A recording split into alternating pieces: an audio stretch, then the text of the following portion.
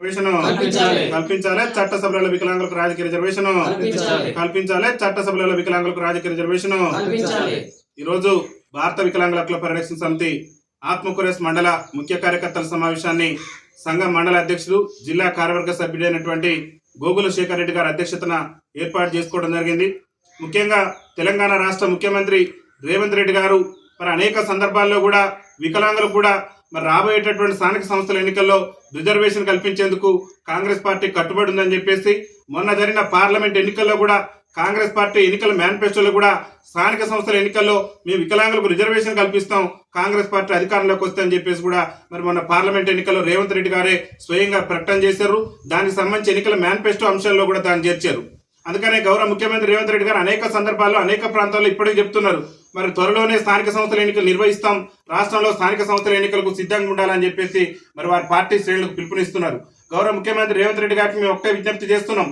76 ఏళ్ల నుంచి కూడా ఈ దేశంలో అణచివేతకు గురై అవమానాలు ఎదుర్కొని చట్టసభలకు దూరమై సమస్యల మీద చర్చకు రానటువంటి సామాజిక వర్గం మీద ఉందంటే అది అట్టడుగు నుండి దుర్భర జీవితాలు గడుపుతున్నటువంటి వికలాంగుల సామాజిక వర్గమే. కాబట్టి మరి గౌరవ ముఖ్యమంత్రి రేవంత్ రెడ్డి గారు మేము స్థానిక సంస్థలకు వెళ్తామని చెప్తున్నారు, కానీ మీరు స్థానిక సంస్థలకు వెళ్లే ముందే మా సంగతి ఏందో చెప్పాలని చెప్పేసి మీ ముఖ్యమంత్రి గారిని అడుగుతున్నాం.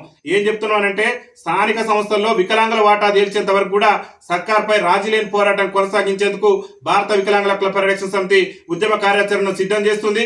ముఖ్యమంత్రి గారు స్థానిక సంస్థల ఎన్నికల్లో వికలాంగుల వాటా తేల్చేందుకు మరి ముఖ్యమంత్రి గారికి ఉన్న అడ్డంకులు ఏదో స్పష్టం చేయాలి. ముఖ్యమంత్రి గారి చిత్తశుద్ధి ఉంటే మరి ఎప్పుడైతే త్వరలోనే మేము బడ్జెట్ సమావేశాలు పెట్టబోతున్నాం, అసెంబ్లీ సమావేశాలు ఉంటాయని చెప్పేసి మరి ప్రభుత్వం నుంచి ప్రకటన వస్తున్నది. మేము ముఖ్యమంత్రి గారికి ఒకటే విజ్ఞప్తి చేస్తున్నాం. 76 ఏళ్ల నుంచి కూడా అణచివేతకు గురై అవమానాలు ఎదుర్కొని ఈ దేశంలో ఉన్నటువంటి ఏ రాజకీయ నాయకుడు కూడా చట్టసభలలో ఈ తెలంగాణలో ఉన్నటువంటి అసెంబ్లీలో 119 మంది ఎమ్మెల్యేలు ఉంటే ఏనాడు 0 వల్ల కూడా వికలాంగుల ఓట్లతో గద్దెరెక్కిన ఈ పాలకులు వికలాంగుల సమస్యల గురించి మాట్లాడినటువంటి సందర్భం లేదు. కాబట్టి వికలాంగుల సమస్యలు చర్చకు రావాలన్నా, వికలాంగుల సమస్యల పరిష్కారం కావాలన్నా, వికలాంగుల సమస్యలు ప్రధాన ఎజెండాగా ఉండాలన్నా ఖచ్చితంగా చట్టసభలలో వికలాంగులకు రాజ్యాధికారం దక్కాలి. వికలాంగులకు రాజ్యాధికారం దక్కినప్పుడే సామాజిక న్యాయం అనేటటువంటిది జరుగుతుంది. కాబట్టి మరి చట్టసభలలో రాజకీయ రిజర్వేషన్ కల్పించేందుకు ముఖ్యమంత్రి రేవంత్ రెడ్డి ప్రభుత్వం ముందుకు రావాలని చెప్పేసి కూడా భారత వికలాంగుల హక్కుల పరిరక్షణ సమితి రాష్ట్ర కమిటీ పక్షాన మేము రాష్ట్ర ముఖ్యమంత్రి గారిని ఒకటే విజ్ఞప్తి చేస్తున్నాం. రాబోయే స్థానిక సంస్థల ఎన్నికల్లో మా వాటా తేల్చకుంటే సర్కారుపై సమరమే ఉంటుంది. సమరం మామూలు సమరం కాదు, అది సాధించుకునేంత వరకు కూడా మా యొక్క పోరాటం ఆగబోదు. పెద్ద ఎత్తున ఉద్యమ కార్యాచరణ తీసుకొని స్థానిక సంస్థల ఎన్నికల్లో మరి వాళ్ళ సర్పంచుల గ్రామాలలో సకలాంగులే 76 ఏళ్ల నుంచి కూడా ఈ దేశాన్ని స్వతంత్రం వచ్చిన కాంచి కూడా సకలాంగుల ఆధిపత్యం ఈ దేశంలో నడుస్తుంది. కానీ వికలాంగుల సమస్యలు చర్చకు రావట్లేదు, వికలాంగులు ప్రజాప్రతినిధులుగా అవకాశం రావట్లేదు. కాబట్టి గ్రామ పంచాయతీ నుంచి మొదలు పెడితే పార్లమెంట్ వరకు కూడా భారత వికలాంగుల హక్కుల పరిరక్షణ సమితి రాజకీయ రిజర్వేషన్ కల్పించాలి వికలాంగుల సామాజిక వర్గానికి అని చెప్పేసి పెద్ద ఎత్తున ఉద్యమ కార్యాచరణ తీసుకోబోతున్నాం. ముఖ్యమంత్రి గారు చిత్తశుద్ధి ఉంటే పార్లమెంట్ ఎన్నికల్లో మీరు ఇచ్చిన హామీ మేరకు, పార్లమెంట్ ఎన్నికల్లో కాంగ్రెస్ పార్టీ చెప్పిన హామీ మేరకు స్థానిక సంస్థల ఎన్నికల్లో వికలాంగులకు రిజర్వేషన్ కల్పించిన తర్వాతనే స్థానిక సంస్థల ఎన్నికలు పోవాలి. స్థానిక సంస్థల ఎన్నికల్లో వికలాంగుల సమాజానికి రిజర్వేషన్ కల్పించకుండా సర్పంచ్ ఎన్నికలకు కనుక రేవంత్ రెడ్డి ప్రభుత్వం పోతే ప్రతిఘటనలు తప్పవు. మా యొక్క ఉగ్ర రూపాన్ని కూడా మరి ముఖ్యమంత్రి గారు చూడాల్సి వస్తుంది.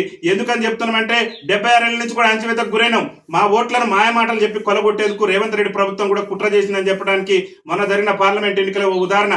పార్లమెంట్ ఎన్నికల్లో 8 పార్లమెంట్ స్థానాలు కాంగ్రెస్ పార్టీ గెలిచిందంటే దానిలో వికలాంగుల సమాజం ఓట్లు లేవా, వితంతుల ఓట్లు లేవా, వృద్ధుల ఓట్లు లేవా అనేది కూడా ముఖ్యమంత్రి గారు ఆలోచన చేయాలి. పెన్షన్ మేము గెలిచిన నెల నుంచే పెంచమని చెప్పి మాయమాటలు చెప్పారు. ఇవాళ గెలిచి 7 నెలలు దాటినా ఇంతవరకు కూడా పెన్షన్ పంపు మీద ఒక ప్రకటన లేదు. అదేవిధంగా వికలాంగులకు సంబంధించి బ్యాక్లాగ్ ఉద్యోగాలు భర్తీ చేస్తామన్నారు, ఉద్యోగాల భర్తీకి సంబంధించి ఇంతవరకు ప్రకటన లేదు.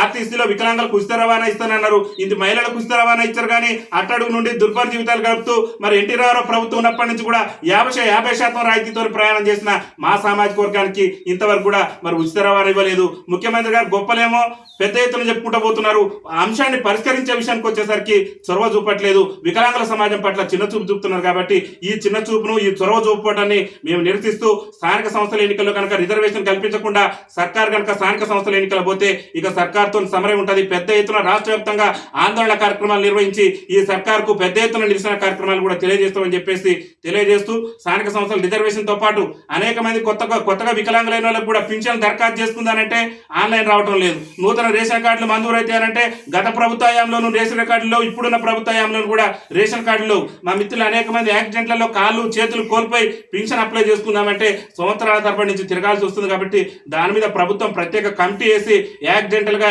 ఎవరైతే కాలు చేయి పూర్తిగా కోల్పోయినటువంటి వికలాంగులు ఉంటారో వాళ్ళు ఇమీడియట్లీ దరఖాస్తు చేసుకుని నెల నుంచి పింఛన్ వచ్చే విధంగా ప్రభుత్వం కార్యాచరణ తీసుకోవాలని చెప్పేసి కూడా భారత వికలాంగుల హక్కుల పరిరక్షణ సమితి రాష్ట్ర కమిటీ పక్షాన్ని మేము విజ్ఞప్తి చేస్తున్నాం. ముఖ్యమంత్రి గారే చెప్పిండు గత ప్రభుత్వంలో వికలాంగుల కార్పొరేషన్ కు రుణాలు ఇవ్వని చెప్తున్నారు. మీరు కార్పొరేషన్ ఏర్పాటు చేశారు, కార్పొరేషన్ కు చైర్మన్ నియమించారు. మరి ఆ కార్పొరేషన్ కు చైర్మన్ నియమించడంతోనే మీ పని అయిపోలేదు. ఆ కార్పొరేషన్ కు నిధులు ఇచ్చి ప్రతి వికలాంగును కూడా ఒక 5 లక్షల రూపాయలు బ్యాంకు రుణాలు ఇచ్చి ప్రతి వికలాంగుల కుటుంబాన్ని కూడా ఆదుకోవాలని చెప్పేసి కూడా భారత వికలాంగుల హక్కుల పరిరక్షణ సమితి తెలంగాణ రాష్ట్ర కమిటీ పక్షాన గౌరవ రాష్ట్ర ముఖ్యమంత్రి రేవంత్ రెడ్డి గారికి మేము విజ్ఞప్తి చేస్తున్నాం. మేము మొన్న కూడా చెప్పినాం, ఆందోళన ఏదైతే సర్కారు ఇచ్చినటువంటి హామీలు అమలు చేయమని చెప్పేసి ఆందోళన చేస్తే అక్రమంగా అరెస్టులు, అక్రమంగా నిర్బంధాలు చేసుకుంటూ మమ్మల్ని ఏదో భయభ్రాంతులకు గురి చేయాలని చెప్పేసి రేవంత్ రెడ్డి ప్రభుత్వం ప్రయత్నం చేస్తుంది. మీ భయభ్రాంతులకు, మీ అరెస్టులకు, మీ అక్రమ నిర్బంధాలకు భయపడేటటువంటి సంఘం భారత వికలాంగుల హక్కుల పరిరక్షణ సమితి కాదు. భారత వికలాంగుల పరిరక్షణ సమితి అంటే పోరాడి సాధించేంత వరకు కూడా పోరాటం కొనసాగిస్తుంది అన్న విషయాన్ని ముఖ్యమంత్రి రేవంత్ రెడ్డి మర్చిపోద్దని చెప్పేసి కూడా ఈ సందర్భంగా తెలియజేస్తూ, అందుకు ఉదాహరణ మొన్న మీ సొంత జిల్లా నువ్వు ప్రాతినిధ్యం వహిస్తున్నటువంటి కొడంగల్ నియోజకవర్గంలోని పెద్ద ఎత్తున భారత వికలాంగుల హక్కుల పరిరక్షణ సమితి ఆధ్వర్యంలో కలెక్టరేట్ దిగ్బంధం చేసి మా యొక్క ఆకాంక్షలను, మా యొక్క డిమాండ్లను కూడా ప్రభుత్వం తెలిసే విధంగా మీరు ఎన్ని అడ్డంకులు సృష్టించినా, ఎన్ని పోలీసులు ఇబ్బందులు సృష్టించినా మా యొక్క ఉద్యమం మాత్రం ఆపలేకపోయారు. మా ఉద్యమాన్ని ఆపడం నీ తరం కాదు కదా, నీ బాబు తరం కూడా కాదు. హక్కుల కోసం, ఆత్మ గౌరవం కోసం నువ్వు చెప్పిన హామీలు నెరవేర్చేంత వరకు కూడా, వికలాంగుల పింఛన్ 6,000 ఇచ్చేంత వరకు కూడా నీ ప్రభుత్వం మీద రాజీ లేని పోరాటం కొనసాగుతుంది. మా వితంతు సోదరులకు నువ్వు ఇచ్చిన మాట ప్రకారం 4,000 చేయాల్సిందే. మా గీతా కార్మికులకు నువ్వు ఇచ్చిన మాట ప్రకారం 4,000 చేయాల్సిందే. మా వృద్ధులకు నువ్వు ఇచ్చిన మాట ప్రకారం 4,000 చేయాల్సిందే. ఎవరికి పింఛను మరి డబల్ చేయకుండా కానీ నీ ప్రభుత్వం మీద మా పోరాటం ఆగబోదని చెప్పేసి కూడా ఈ సందర్భంగా తెలియజేస్తూ, మరి ఈరోజు ఆత్మకూరేస్ మండల ముఖ్య కార్యకర్తల సమావేశాన్ని ఏర్పాటు చేసి సమావేశంలో కూడా కీలక నిర్ణయాలు తీసుకోవడం జరిగింది. ఇక సర్కార్తో సమరా